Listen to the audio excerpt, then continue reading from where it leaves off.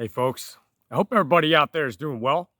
All right. And feeling good today, watching your favorite YouTube personality. Listen, I want to talk about a serious issue, and that is active shooters. Um, let's be clear. This is demonic activity. A mass murder, the murder of human beings, the murder of innocence, let's just say innocence, is demonic. It comes from Satan. Whether that's innocence being murdered in the womb, or if it's innocence being gunned down at a school. Whatever the cause of this is, we need to be able to identify it. I will just say that our founding fathers were religiously zealous people, and that was an observation made by a member of the British government when they came over to visit the colonies is how religious the founders were, the colonists.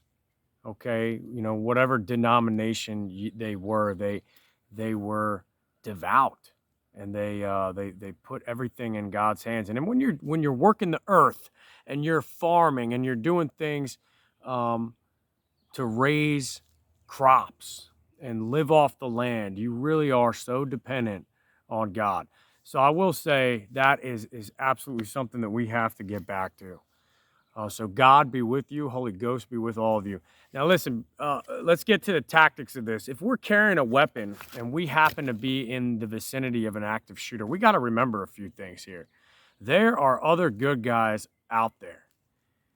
And the last thing you want to do is be running around with a gun out, looking for a shooter, and then you get shot by a good guy, a cop or another armed citizen.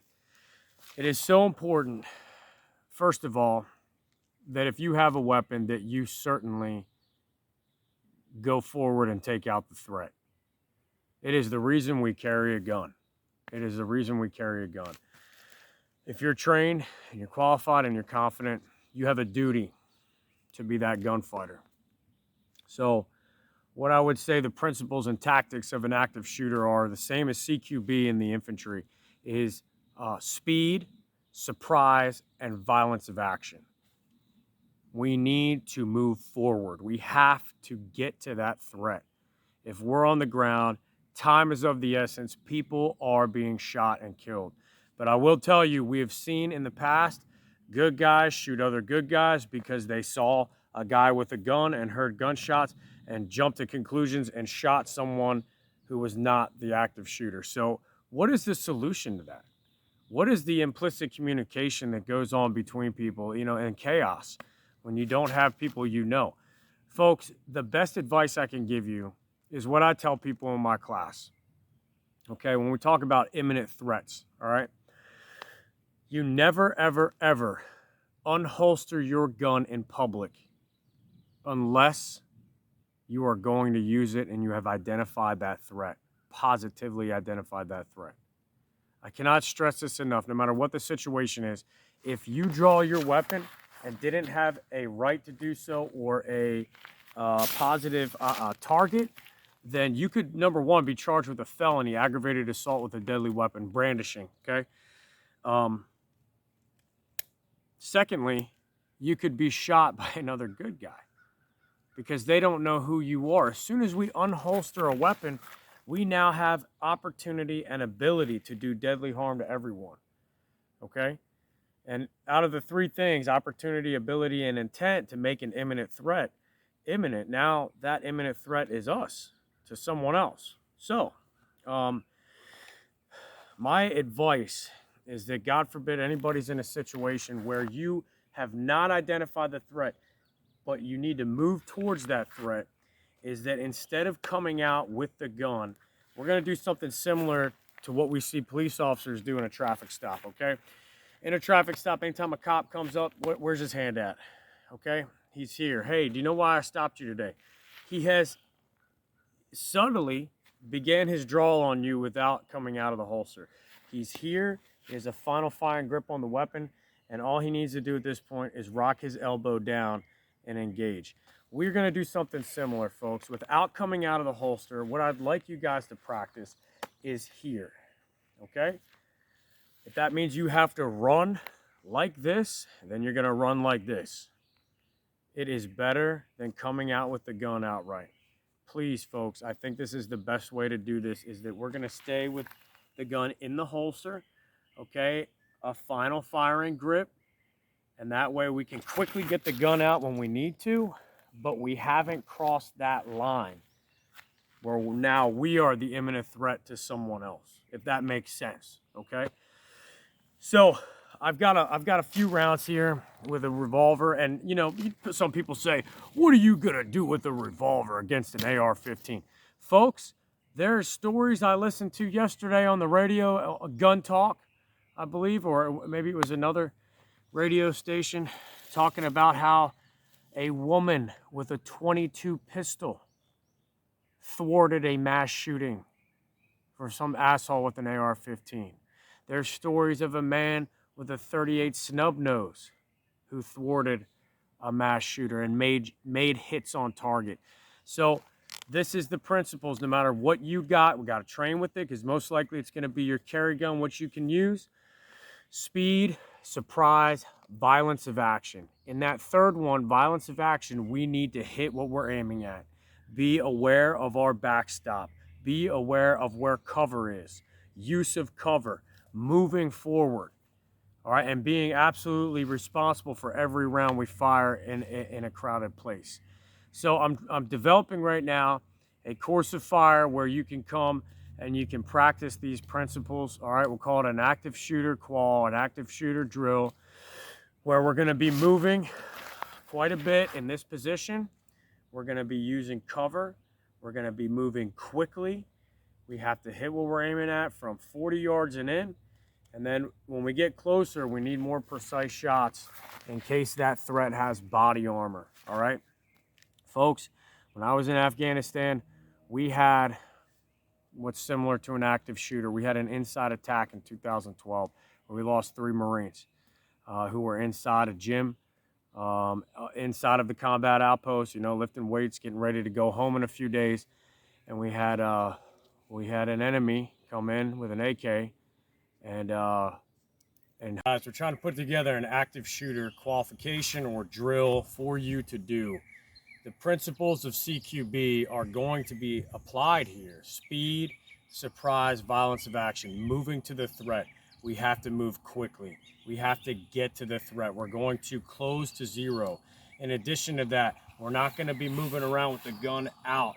In long distances where we have to move, we have to be in this position here. For that reason I mentioned earlier, we don't want to be accidentally shot. So just as a police officer carries or will approach you in a traffic stop here, okay, he's begun his draw, we also can do the same thing as we move without coming out of the holster, okay? We don't want to unholster that gun until we have positively identified our threat and have a right to use it and are going to use it. Okay, so I'm going to do my best also using cover, moving forward, and individual actions with the weapon, all right? So this will be done with whatever your normal carry ammo loadout is. For me, very low capacity, so I have to remember that. 6-shot revolver, running a 66 today. Speed loader with 6 rounds, and I think I got 5 on a speed strip. So I have multiple targets. I'm gonna say 3 per, 3, 6, 9, 12. To neutralize that threat, 3 shots in the vitals, all right? It's a half-size target. So we're gonna start off here. You might wanna be right here, camera girl.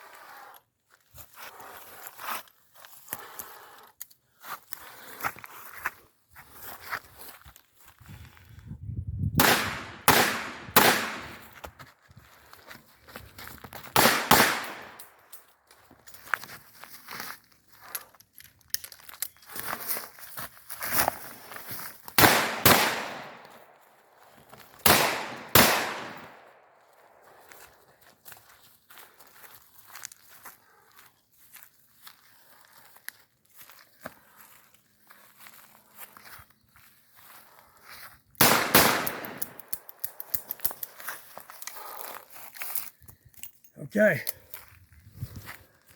let's check the damage here. Okay, 2 hits on target. This is simulating a barricaded active shooter. We're slicing the pie, we're off of that piece of cover, and we're being violent. Okay, I did not hit very well. We're gonna see our accuracy decline. So I'm not too happy with this one. I'd like to see 3 hits per target, but we're moving, we're shooting quickly. We're trying to get to that threat as fast as possible, okay? And if need be, you're drawing fire and drawing attention to yourself instead of innocent people, okay? This is for those of you that have a little bit of training, all right, with your handgun, whatever it is, all right, low capacity or 15 round standard. We need to move forward. We need to use cover and be smart about our movement. Once it's over, all right, we need to put that gun down, holster it, and start here. All right, once we know that there's no other threats, that way the police, when they arrive, can sort things out without you having a weapon in your hand. Okay, that's the final thing we need to remember. Okay, but we did neutralize the threat back here. Probably gonna run it again. I hope it's helpful. If you guys wanna do it, hit me up. I'd be happy to run you through it. What you'll need is your carry gun, everyday carry ammo loadout, whatever it is you usually have to carry concealed. All right, folks, stay head up, eyes up, and be safe.